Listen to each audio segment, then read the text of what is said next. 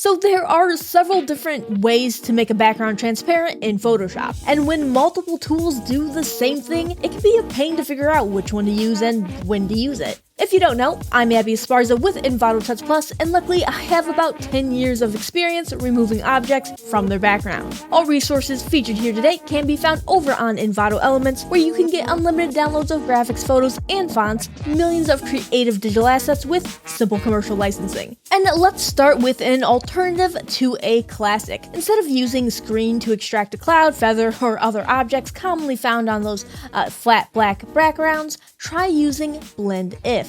Double-click the layer you want to extract, and at the bottom of the layer style panel, you'll see Blendif. There, you'll see this layer slider, as in this layer, a slider. Blendif works by choosing what value range will be blended away, rendering any part of an image with those values transparent. You choose a value by sliding the toggles. The left toggles will target darker values, while these right toggles will target the lighter values. Let's slide the left toggle inward, removing the black background.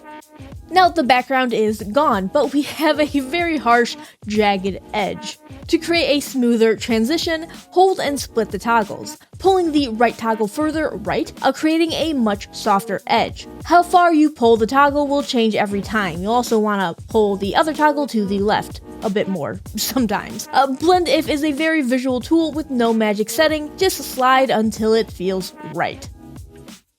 There's still quite a bit of that fringe edge left over, however. So to fix that, let's add in an inner glow layer style.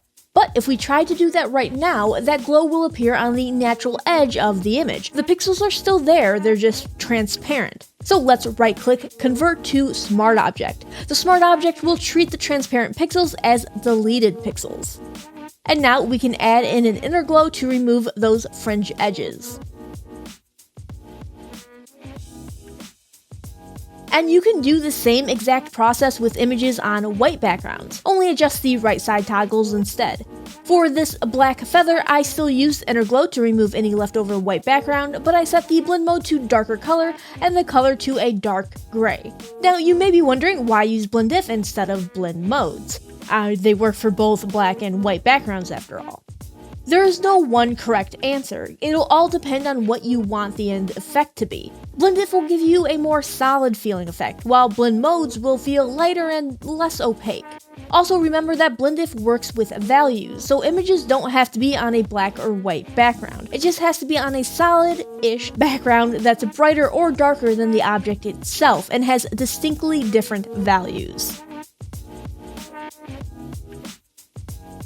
Up next, we have Select Color Range. This is an excellent option for objects on studio backgrounds that have too wide a tonal range for Blendif, because unlike Blendif, Select Color Range keeps color in mind, of course. And let's put in some settings. Let's set our fuzziness to 40, the selection preview to black matte, and let's go ahead and check invert. These can change from image to image, especially fuzziness, which tells Photoshop just how much it should be grabbing onto the color you've chosen. Think of it like a tolerance or strictness. I do find 40 to be a pretty good starting point most of the time. We also want to click to select the color you want Photoshop to grab onto, in this case the white background. If your background has shadows or multiple different tones of that kind of same color, you can hold down Shift to add colors to the selection. So in this case, our background is pretty much flat white. So we can go ahead and press OK. Let's add a layer mask so that the selection becomes a mask. More likely than not, you'll definitely have some cleanup to do. So let's hold down Control and click the layer mask to reactivate that selection.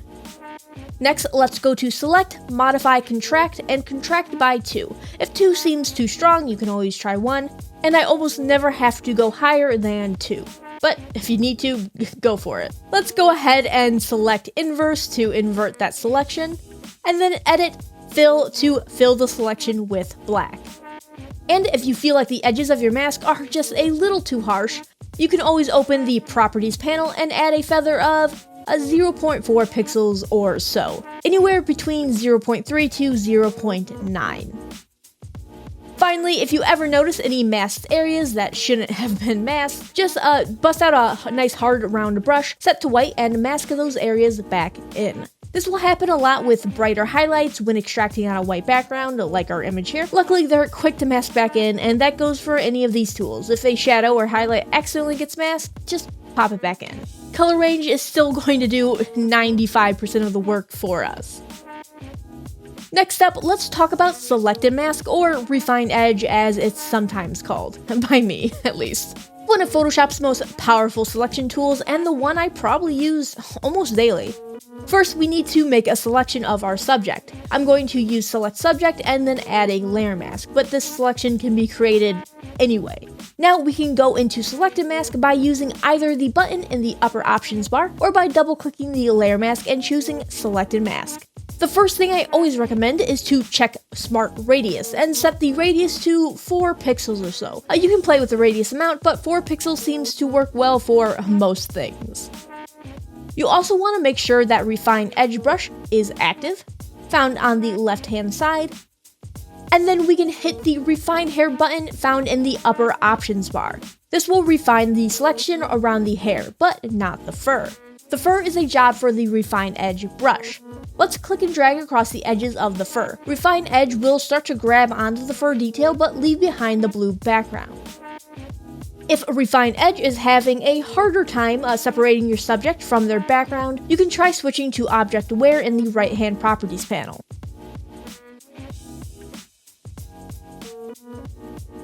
When my base refinement is kind of done, I like to press OK and then jump back into Selected Mask to make even more refinements. That way, if I mess up my selection, I can just cancel and I don't have to start over, essentially.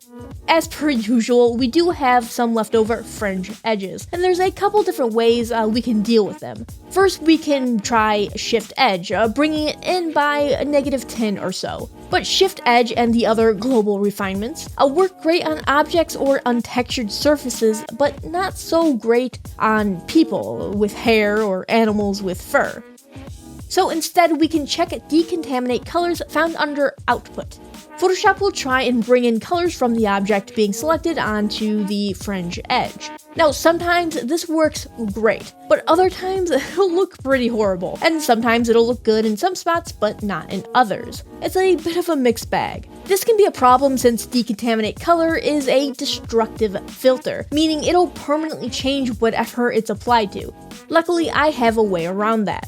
Let's set the amount to 100 and change output to new layer with new layer mask. That is very important. And now unhide our original layer. Delete the layer mask on the decontaminated color layer. Then clip the decontaminated color layer into the original layer mask. We can now add a new layer onto that decontaminated layer and mask out all the areas that look not so great. In this case, it's all around the subject's hair here.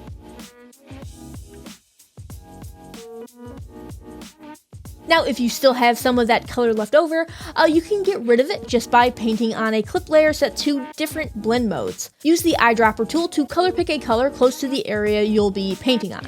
The blend mode will depend completely on the surface you're painting on and what you kind of need to hide. Here's a general guide on when to use what blend mode, keeping in mind you can always mix and match them.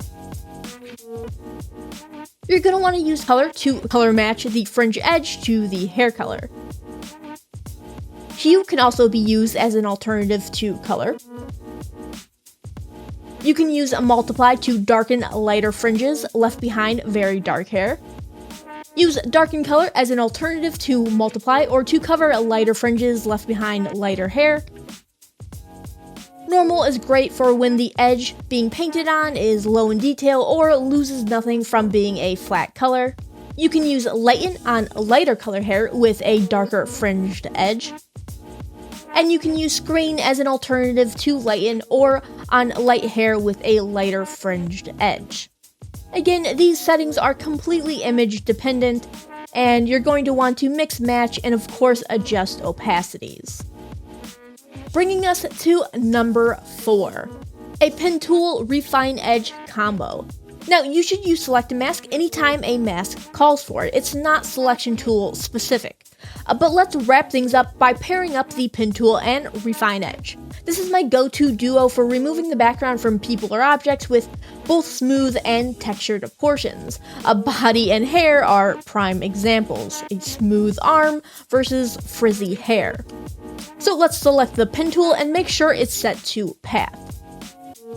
Click to place an anchor point on a smooth portion of your subject. I'm going to start right below her hair here, at the strap of her dress. Click and hold to place a second anchor. You want to put anchor points where curves start and end. Here the arc of her strap ends, so that's where I place the point. Before letting go of the anchor, pull to curve the path, having it follow the edge you're trying to extract, essentially creating a thin blue border effect. Hold Alt to bring in or adjust the path's controller points. The controllers help guide the path going from anchor to anchor. You can always modify these points at any time. And we're going to place another anchor down the edge of the subject. When placing anchors, less is better, and that's because fewer anchor points will result in smoother edges. However, just use as many as you need, don't overthink it. The more you use the pen tool, the more you'll get used to it and get better at it. A lot of it is built on habit and even personal style. We're going to repeat these steps until we've created a connected path all around the subject, but skipping the hair. The hair comes second, we only want to focus on the subject's body. Because while the pen tool is great for these smooth, curved edges, it's obviously horrible on hair. With the path being finished, we can add a layer mask, and on the canvas, right-click Fill Path. Like before, I like to add a feather of 0.4 pixels or so to my masks using the Properties panel, though that is always going to be optional and will completely depend on the image you're extracting. We're basically trying to replicate the slight amount of depth that edges of photos tend to have.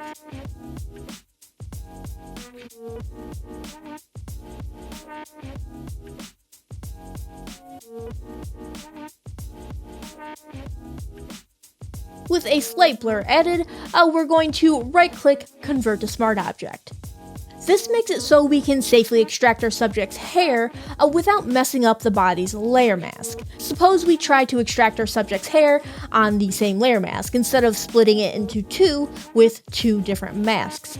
In that case, the Refine Edge tool is more likely than not going to mess up that smooth, clean edge we worked so hard on using the pen tool. And by using smart objects instead of rasterizing the layer, if we need to adjust the body's layer mask, we can. Just double click the smart object, make any of your adjustments, save, and then close that smart object. The main PSD will update with the changes made. And with the body all done, let's move on to the hair. Use the magnetic lasso tool, or any quick select tool, to make a sloppy selection around the hair. Emphasis on sloppy. And then go ahead and add a new layer mask.